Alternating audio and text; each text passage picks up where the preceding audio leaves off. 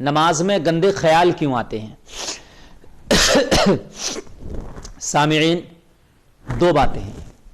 پہلی بات تو یہ ہے کہ نماز میں اکثر لوگوں کا ذہن بھٹکتا ہے. تو اگر نماز میں ذہن بھٹکے یا کسی طرح کا کوئی خیال اچھا یا برا آئے تو ذہن کو لمبا وہاں تک کھینچ کر لے کے نہ جاتے رہو. بھئی آپ کا ذہن کہیں بازار میں کہیں غلط جگہ پر جا رہا ہے تو آپ اور آگے تک بڑھاتے چلے جا رہے ہو ذہن کو. اگر چلا جائے تو ذہن فوراً کھینچ لو، اپنے نماز میں ذہن لگاؤ.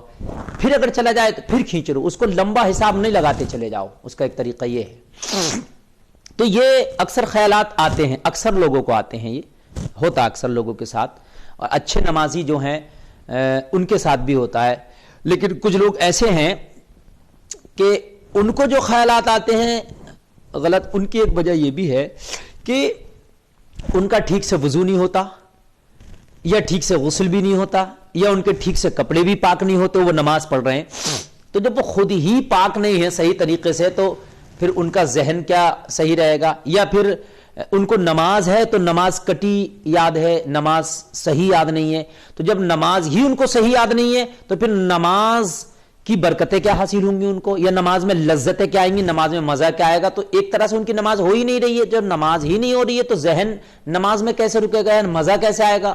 جب نماز ہو ہی نہیں رہی ہے تو لذت کا مقصد ہی نہیں آتا، مطلب ہی نہیں آتا. جب لذت نہیں ہے تو پھر ظاہر سی بات ہے ذہن بھٹکے گا، کہیں بازار میں جائے گا، غلط بھی جائے گا اور غلط جگہ بھی جائے گا. اگر چاہتے ہیں کہ نماز میں ذہن بھٹکے نہ، پہلے تو میں نے بتایا کہ اکثر بھٹکتا ہے، لیکن بھٹکے تو اس کو آپ لے جاتے نہ رہیں. لیکن بعض لوگوں کا جو ذہن بھٹکتا ہے اس کی مین وجہ یہ ہے کہ نماز یاد نہیں ہے. تو نماز یاد کیجیے اگر اچھے سے یاد نہیں ہے تو. اگر آپ کا وضو ٹھیک نہیں ہے، وضو اچھے سے کیجیے. اگر آپ کا کپڑا ٹھیک نہیں ہے تو کپڑا اچھے سے پاک ہونا چاہیے. اور اگر نماز میں کوئی خامی ہے تو اس کو نماز کو صحیح کر لیں پہلے. پھر خشوع اور خضوع کے ساتھ وضو ہونا چاہیے، غسل صحیح ہو، کپڑا پاک ہو، پھر نماز صحیح طریقے سے آپ کو یاد ہو، پھر پڑھیے. انشاءاللہ امید ہے کہ نماز سے پھر آپ کا ذہن نہیں بھاگے گا اور غلط سلط خیالات بھی نہیں آئیں گے، اور آپ کا ذہن انشاءاللہ نماز ہی میں رہے گا. اور پھر بھی اگر جائے تو پھر آپ جو ہے ذہن اپنا لے جاتے نہ رہیں بلکہ کھینچ لیں ذہن کو. اور بہت سے لوگوں کا یہ کہنا رہتا ہے کہ جمائی آتی ہے، بہت جیسے آتا ہے، ایک سستی کی علامت بھی ہوتی ہے.